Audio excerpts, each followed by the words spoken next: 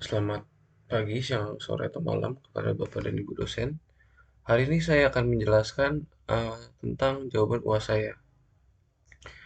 Oke, di nomor satu kita ditugaskan untuk melakukan pengujian hipotesis rata-rata proses yang sesuai dengan permasalahan di atas. Saya sudah menginput data sebagai list dan saya telah mendapatkan beberapa hasil data menggunakan Excel, yaitu mean, variance, observation, hypothesized mean difference, DF, T-stat, one tail, dan two tail.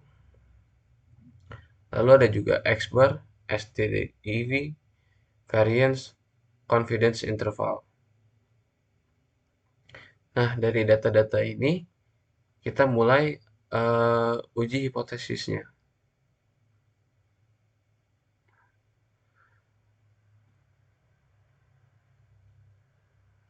Kita anggap HO itu adalah mu sama dengan 12 dan H1 adalah mu tidak sama dengan 12. Alfa yang dipakai adalah 0,05 dan sigma unknown dianggap sebagai T.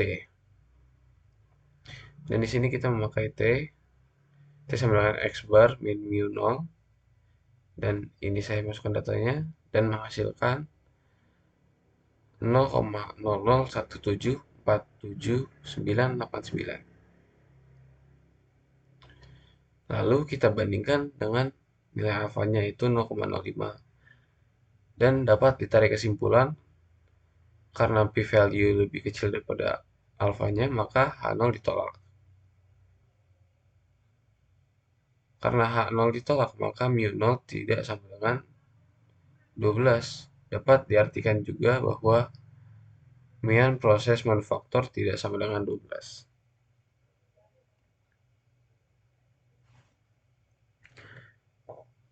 Lalu kita pindah ke kesimpulan. Kesimpulan yang dapat ditarik dari uji hipotesis di atas, average dari proses manufaktur tidak sama dengan 12. Kita lanjut ke bagian berikutnya. Kesimpulan apa yang ditarik dari hasil pengujian hipotesis di atas? Apakah perlu dilakukan tindakan korektif atau tidak?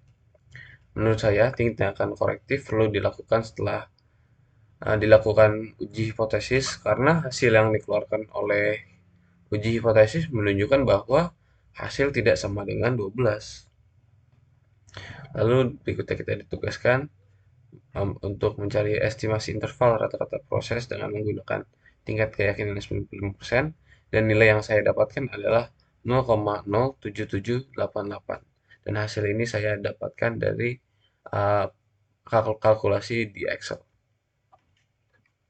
Oke, kita lanjut ke nomor 2. Oke, nomor 2 bagian A. Untuk H0 kita anggap bahwa proporsi kepemilikan sama dan di HA proporsi kepemilikan tidak sama. Alfa adalah 0,05. Lalu kita uji Z. Uji Z adalah yang ini dan kita masukkan nilai-nilainya dan mendapatkan hasil 0,542. Lalu kita masukkan ke rumus Z. Rumus Z adalah P1 kurang P2 per akar P1 1 kurang P1 lalu ada P1 plus P2 1 per 100 tambah 1 per 125 dan hasil yang didapatkan adalah 1,287. Dan di sini adalah ada kriteria uji. Jika HO diterima saat Z lebih kecil dari ZA per 2, lalu HO ditolak saat Z lebih besar dari ZA per 2. Dan kita masukkan nilai alfanya yaitu 0,05 yang menghasilkan Z 0,025 yang memiliki nilai 1,96. Dan kesimpulannya adalah karena hasil menyatakan bahwa 1,287 lebih kecil dari 1,96, HO diterima dan HA ditolak. Dinyatakan bahwa proporsi kepemilikan mesin cuci di daerah ibu kota dengan daerah penyangga adalah sama. Dan ini bagian B-nya.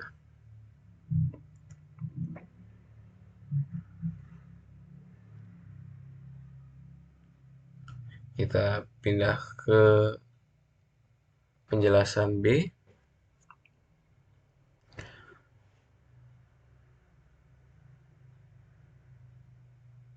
Ini adalah, estimasi interval proporsi kepemilikan mesin cuci di daerah ibu kota.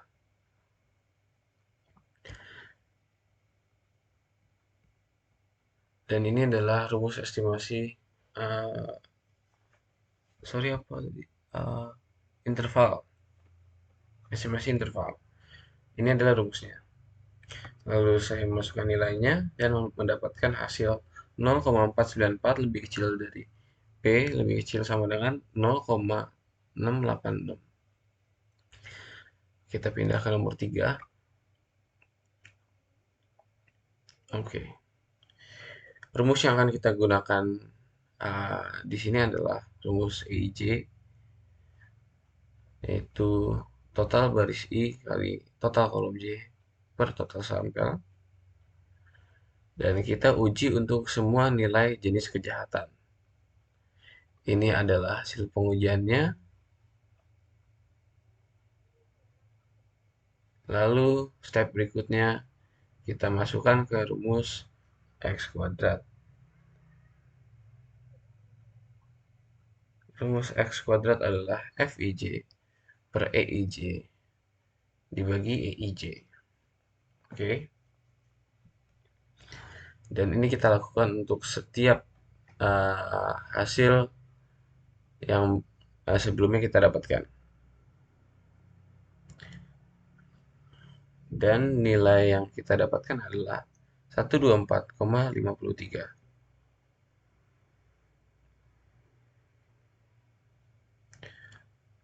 Lalu kita mencari X kuadrat alfa. Dan kita memasukkan nilainya alfa sebagai 0,01, K-nya 16 dikurangi 1, jadi 15. Dan menghasilkan nilai 30,58. Dan kita melakukan perbandingan nilai antara 124,53 dan 30,58. Karena 124,53 lebih besar dari 30,58, maka HO ditolak. Dari pernyataan di atas bahwa dapat disimpulkan bahwa kejahatan di kota tidak independen. Kita lanjut ke nomor 4. Di nomor 4 kita ditugaskan untuk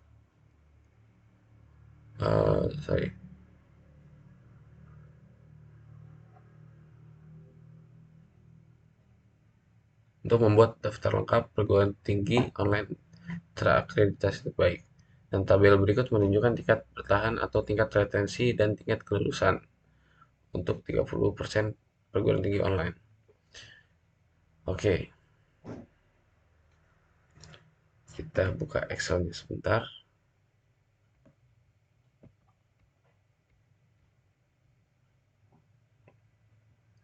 Oke. Oke. Jadi untuk bagian A, kita ditugaskan untuk membuat scatter chart. Oke, scatter chart cukup simpel, hanya menggunakan nilai-nilai dari tingkat retensi dan tingkat kelulusan. Oke, berikutnya membutuhkan parameter. Nah, di sini kita akan memproses data dari tingkat retensi dan tingkat kelulusan untuk mendapatkan regression statistics. Dan di regression statistics ini ada multiple R, R square, adjusted R square, standard error, observation.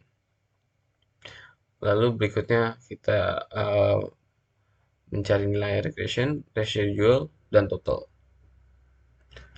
Ada juga intercept, tingkat kelulusan dari koefisien, standard error, t-stat, p-value, lower 95%, upper 95%, lower 95%, dan upper 95%. Dan juga kita bisa mengkalkulasi model regresi. Oke. Di bagian B, buatlah estimasi parameter regresinya dan interpretasikan model regresinya. Oke, parameter yang saya dapatkan adalah B0 dan B1. B0 dan B1 kita dapat ambil dari koefisien intercept dan tingkat kelulusan dan koefisien tingkat kelulusan. Lalu kita pindah ke C, hitung koefisien determinasinya dan interpretasikan. Eh, Nilai koefisien determinasi yang saya dapatkan adalah 0,44 atau sebesar 44,4%, yang berarti tingkat kelulusan mempengaruhi retensi sebesar 44,4 dan sisanya dipengaruhi oleh faktor lain. Oke, dan di D kita ditugaskan untuk lakukan uji serentak terhadap model regresi yang menghasilkan p-value regression 0,0056.